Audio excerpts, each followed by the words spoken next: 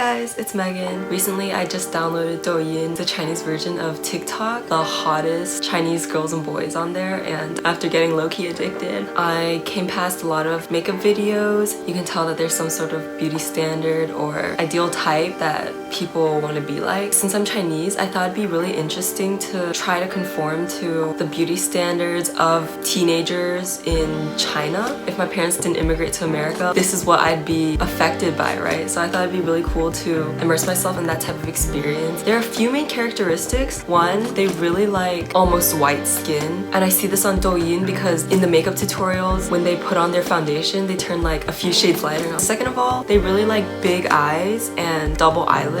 Especially on Douyin, they would use their eyeliner to make their eyes appear bigger. They also like a high nose bridge, a smaller mouth. I don't think like it has anything to do with lip size, but I think it has more to do with like how wide the mouth is. Of course, a small jaw. So kind of like doll-like features. The ideal body type for Chinese people is super skinny. I've seen anywhere from 30 to 40 kilograms. For a lot of people, attaining that body type would be really, really unhealthy. And this is really similar to other Eastern Asian beauty standards. I'm not gonna go too into the differences in this video. I might do another one where I show the differences in makeup. So I'll just get started now. I've already put on my normal foundation and concealer. That's why my skin looks good. It's not like this. Then I just powdered in my eyebrows. As we go along and I show you the tutorials from Douyin, then I'm just gonna try to follow along and replicate the looks and we'll see how it goes.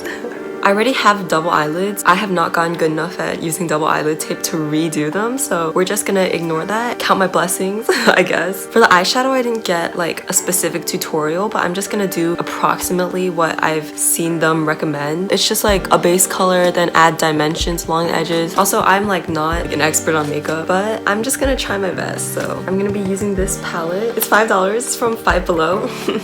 And my friend got it for me years ago. These are also some cheap ass makeup brushes that I got from like Yes Style a while ago. It was like 30 for like $5 or something. I'll see if I can find the link and put in the description box. I'm gonna just choose any random color. When I used to do eyeshadow, I think I would just use this one as a base, so I'll just start with that. I guess I'll do one eye so we can compare the difference between each step. Normally, I don't even use brushes. I just use my fingers, but because it's a video, gotta be professional. And I'm just gonna take it under here.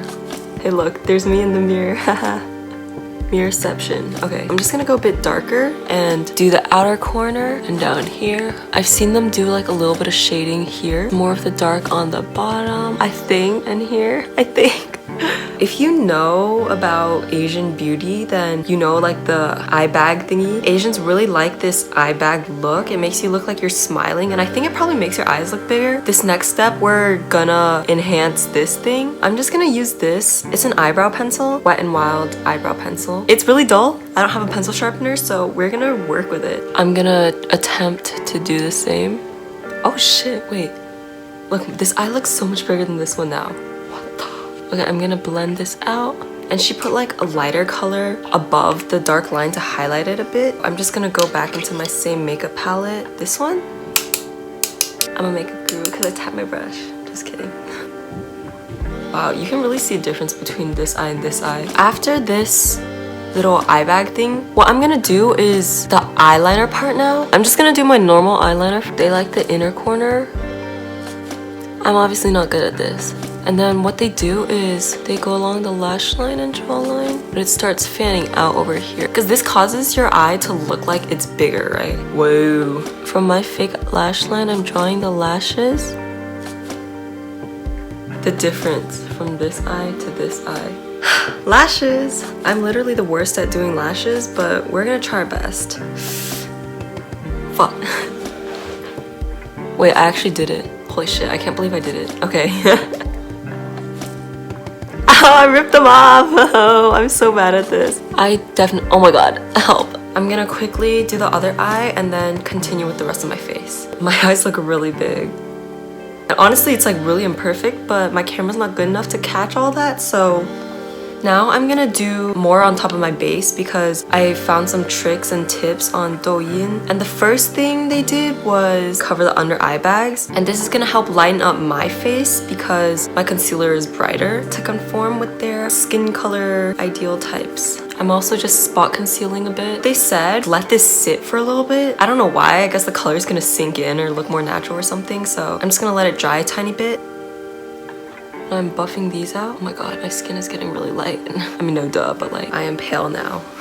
Here's the powder that I'm gonna use to set it in place. It's also a tiny bit light. Next, they have the contour. I've never actually contoured my nose or my jaw properly, but first time for everything. I think this is an eyeshadow palette. I sometimes use it for contour. I literally don't know what color I should use, so I'm just gonna use this one.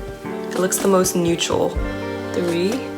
I'm just not gonna do the lighter part because I don't know how that's gonna look. And I guess it kind of looks different. I feel like I should be making my jaw look smaller. I look like I have cheekbones, but my jaw still looks kind of big. I'm not gonna lie, my eyes look really good. I feel like people are gonna get mad at me for contouring like this. My friend told me they have to contour up or something. It didn't make sense to me then and it still doesn't now. Can't tell if it did a difference, but whatever. I think the nose is the most important part. They did like a little line here too to make their nose look more like bulbous. And then don't forget to draw it up here. I think it looks different. You know, surprisingly, my skin feels like pretty light still. It's probably because I didn't put like foundation everywhere and just concealer. This looks pretty good. I think I kind of failed in making this look Chinese. Or not, I don't know, we'll see. I should do my brows, but I'm so bad at brows. 眉毛的前半段有多乱画多乱，后半段一定要用遮瑕把边缘遮干净。Basically what she said is the front can be however messy you want it to be, but you have to carve out the back half. Yikes. Okay, that was not right.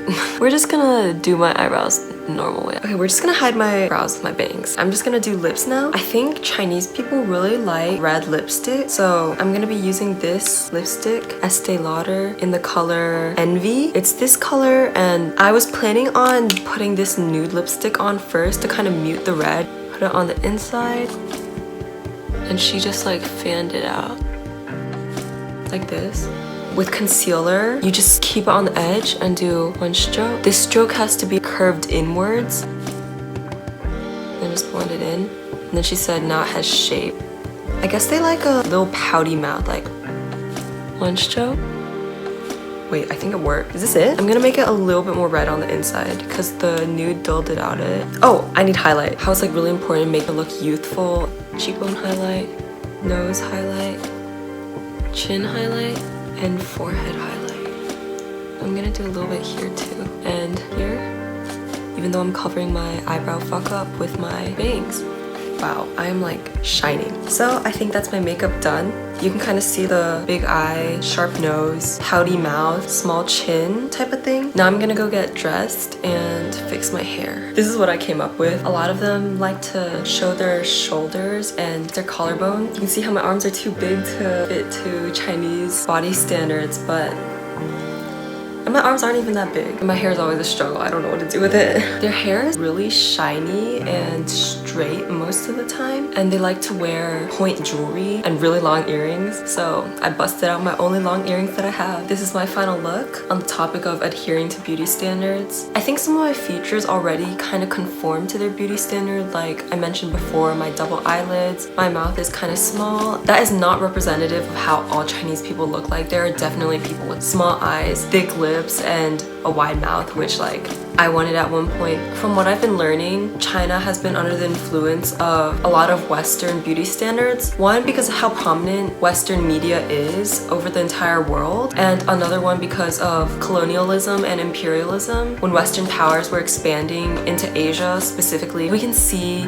how Chinese people want to have angular features with the contour and the nose contour. They want a higher nose bridge, also bigger eyes and double eyelids. That kind of affected China and other Asian countries. I was talking to my family and I learned that lighter skin was desirable in China since like the dynasty system, like in ancient China. I know this is also the case for a lot of other cultures, like in India, lighter skin is representative of a higher caste, or I think it's kind of just a wealth factor where lighter skin people are generally considered to be more wealthy because they don't have to stay outside in the sun and work. Specifically for China, all the peasants who worked out in the fields would be like pretty tan, and I think all like the emperors would always stay inside and have their little umbrellas to shade themselves from the sun. There are just a lot of historical factors that create the beauty standards. If we can understand where the beauty standard came from, we'll be able to start moving past it, because a lot of times beauty standards can be really toxic. Like, you know, the skinny thing, it causes a lot of people to want to lose weight, not eating properly, which is not good. We also see people start hating their facial features because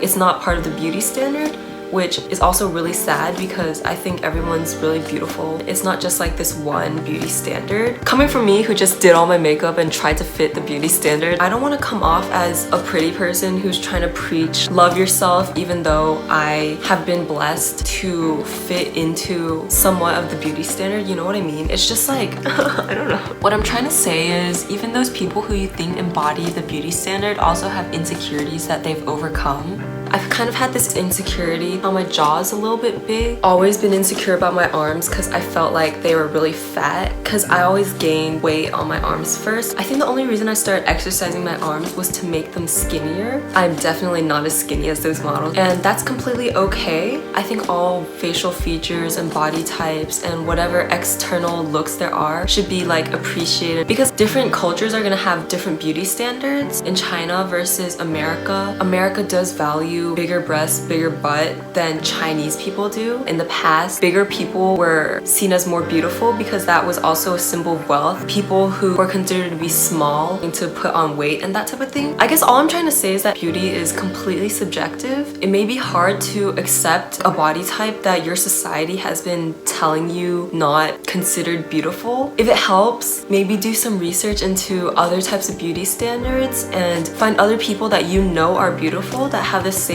facial features as you, that have the same like body type as you. I think that will really help to love yourself more, because growing up in America, I always wanted my lips to be bigger and my mouth to be wider. But in this Chinese ideal type, I think my smaller mouth would be cherished, or I really did want to get lip injections. But now I think I truly can appreciate my lips now, so that's kind of great. It does take time, but it's always just a journey to find confidence and to fall in love with yourself again. So that's my 2 cents on it. Thank you guys for watching, and I'll see you guys next time. Bye!